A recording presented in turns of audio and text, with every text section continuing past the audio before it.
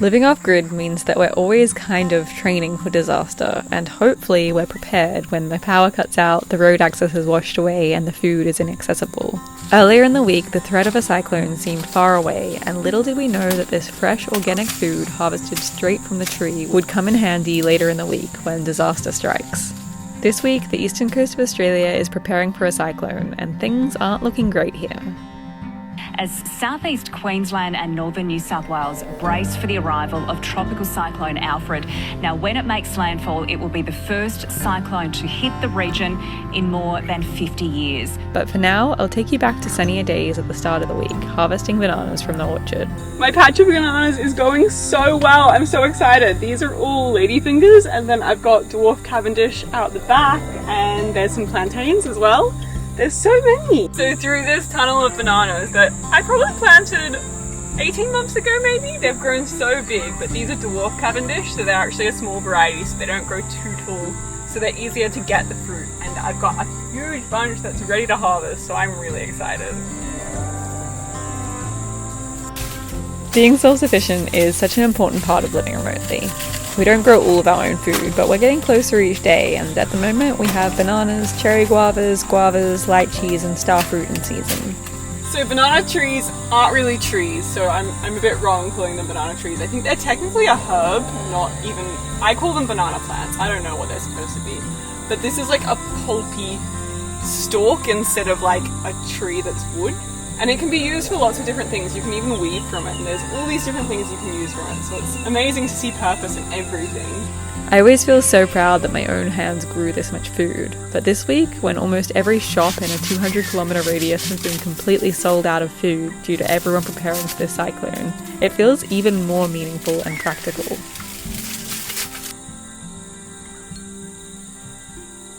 So bananas can't be grown from seed anymore because the seeds have been lost. So it's really sad. They have to instead be grown from suckers or pups, which are these smaller banana plants that come up next to them. So it's this circular system that kind of, the tree itself dies once it fruits. So this one I have to cut down to get these fruit off it.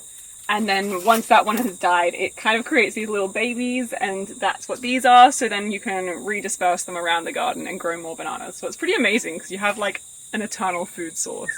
I started with like probably 3 banana plants, and now I've got, I don't know, 40. So the problem is these bananas are really heavy, so I'm a bit worried about that. And so I'm gonna cut this maybe at its base, and I'm gonna try to make it so that it actually falls this way instead of down that way, because I don't want it to fall down the hill, because then it's gonna like go into a ditch and it's gonna be even harder. But I don't know how I'm gonna go with this angle because it really wants to fall that way. I'll see. I'm not the best at understanding how to fall a tree in the right direction, and I see my mistakes now, but let's just say that I'm learning on the job.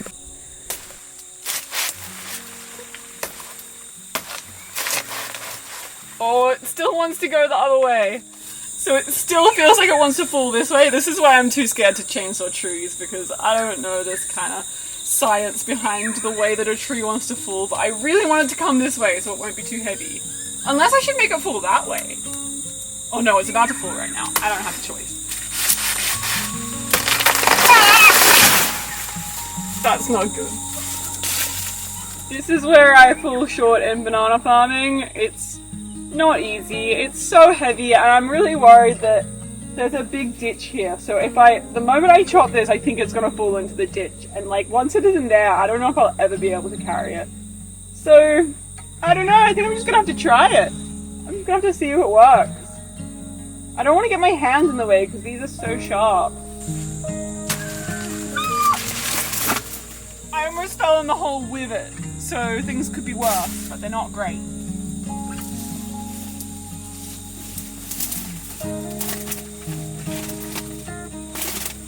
Hello, snakes.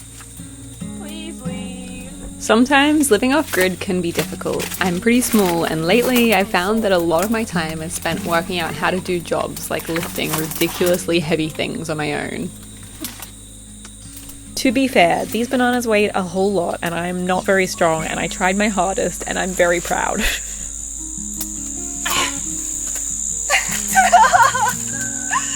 Oh, I'm so proud! They started to get eaten by parrots here, which you can see, so that's why I was urgent to pick them today. But from that, and apart from dropping them and breaking a few and embarrassing banana farmers everywhere, I think I did a pretty good job.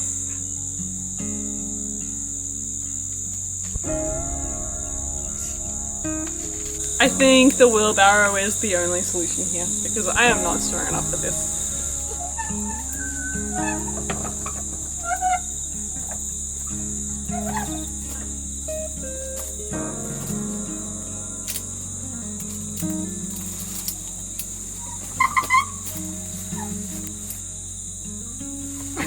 In our journey of living on the land, what we have realized the most is that sometimes you just have to do the hard things. A lot of the time they will feel impossible, whether it's preparing for a cyclone or carrying a bunch of bananas across the paddock. Things will be hard. Shit! Oh no, and I got sap all over me. But it's possible, and you'll learn to find ways around the problems. I use ratchet straps to raise my banana bunches because I know that my body just can't do it. And the work is never over. When the bananas start to ripen, the goats will smell them and find a way to sneak in so they can try them. This is what happens if you leave the door open. The goats come and eat your bananas. But no. But that's part of the job too. Stay outside. Fine, let me have a little bit. Here you go.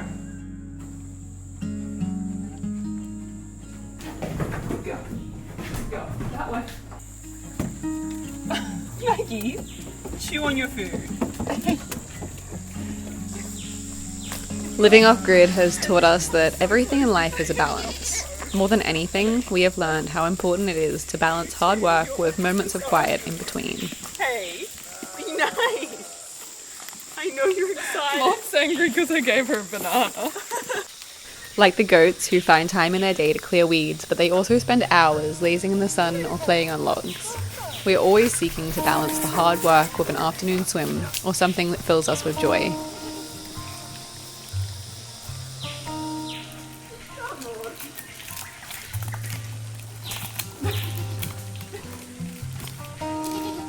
Oh, come on. Everyone, stop fighting. This is Moth and this is Magnolia, and they're sisters, and they have a funny relationship. They love each other so much, but they show that by constantly fighting and arguing with each other and trying to test who is boss between the two of them. I don't know who it is at the moment. Is it you, Moth? Who are you talking about, Anastasia? Shut up. I'm boss, obvious.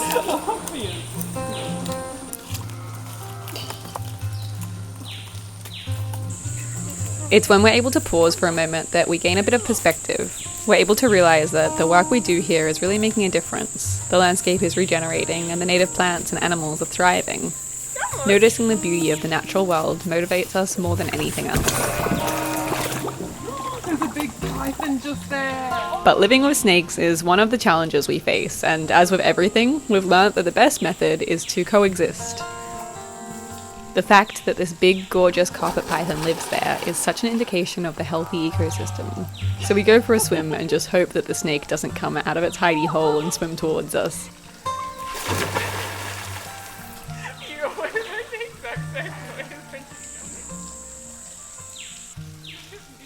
When a real disaster comes, we don't really have time for fun, but that's when we have to remember to carve a little bit of joy into everything. If this cyclone brings anything like the last big flood we had, we'll be cleaning up for months. It's in these times that we have to remember balance the most. Work and play don't have to compete. They aren't exclusive to each other. This is what the goats have taught us, that you can always find ways to play within work, take things less seriously, and try to have some fun as you do each task.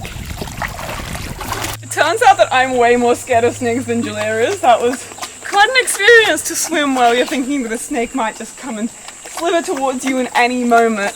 It's huge. We write a lot about the reality of living off-grid in our book, and tell the story of how we faced the last flood disaster. We're doing everything that we can to prepare for this one and keep the animals safe.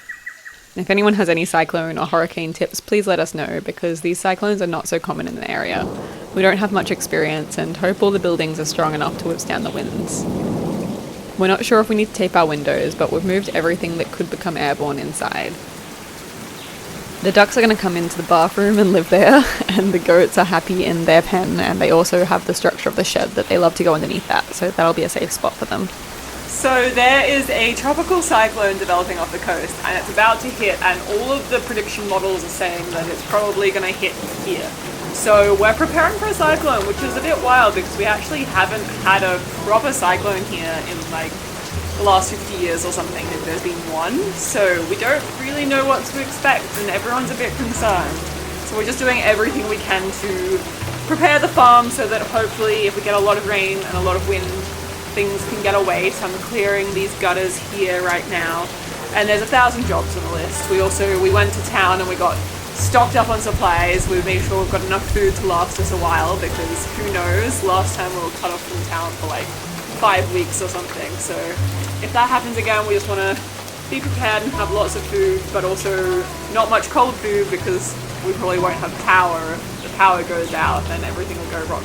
It was a really funny mood when we were in town. Everyone was like really worried, and I heard one like old man whispering, "It's coming in, it's gonna come." And then I heard another old guy talking about his life here and how he's never, or the last cyclone he saw was in like 1960 something or something. So yeah, it's a bit concerning. My first job is cleaning the gutters, which isn't a fun one, but is super necessary if we're getting lots of rain and the water needs to get away somewhere. When I'm doing jobs like this, I always wish that I haven't read where funnel webs like to live, because they like to live in wet, mulchy soil that's always damp. And you know where there's wet, mulchy soil that's always damp? In the gutters. And did you know that funnel webs are highly territorial, and they'll bite and they hurt and they can kill you in 15 minutes? These are all the things I just wish I didn't know sometimes. Going in. Oh, what is that? The next job is to get enough duck food and human food actually, and goat food to last us for however long this storm cuts us off from the world. Last flood, the roads weren't drivable for months and we got helicopter drops of food. So this time we're making sure that we're prepared. So in a flood, this whole cute little valley can turn into a raging river, so I'm just moving the fence so that it doesn't get debris caught in it. It's always weird to even imagine that this beautiful valley could turn into a raging river, but we know from experience, unfortunately. Okay, make your beds now. Will my dilapidated treehouse make it through the cyclone? I'm hoping yes, but I don't know, it's not very windproof, and it was on my list to try to make it windproof, but that's not going to happen anytime soon, so fingers crossed. Okay, the next job is to find this electric fence energizer and bring it home, because we're not going to get much sun for the next week probably, and I think the goats have learnt their lesson and they're not going to try to jump this fence, so we can turn the electricity off it. The next job is the longest and the most tiring one, cleaning out the road gutters from debris so that the water can get away and won't wash away the road instead. But last time, this road had a car-sized landslip over it, so again, I don't have much hope. You know that we don't let anything go to waste, so the mulch that I just got off the roads are going to mulch the bananas so that no weeds come up around them. Hopefully these bananas will survive the winds that are forecast, but if they do, they'll be such well-mulched, full of nutrition bananas. This is when things started to get a bit more serious. We started by cleaning out fallen logs from the dam overflow, and then we actually did 1,000 more jobs, like helping neighbours sandbag and tie down trampolines, cleaning roof gutters, making sure that our water tanks don't overflow the wrong way, and so much more, but we got too busy to bring the camera along. So it's getting worse and worse, and we're getting more and more worried about this cyclone. It's coming in now. It's not due to hit for 24 hours still, but we're getting pretty intense weather. The prediction models aren't looking good, and it looks like it's going to hit a bit north of us, which I thought was a good thing, but apparently the southern aspect of the cyclone is the really intense weather. So we're going to be copping a lot of rain and a lot of wind. Some predictions are saying over 1,000 millimeters of rain, which is a lot. I think we've done everything we can to prepare at this point. We've tied everything down, all the animals are safe, we're safe, we've got food to last, we've got backup reserve of power. We are just hoping for the best. We haven't lost power yet, which is really surprising. So we're just kind of, I don't know, there's so many trees already down, but there's still power. So we're powering through. We'll try to upload this video before the power goes completely out, and yeah, hopefully it's all okay. At this point, all you can do is hope everything will be okay.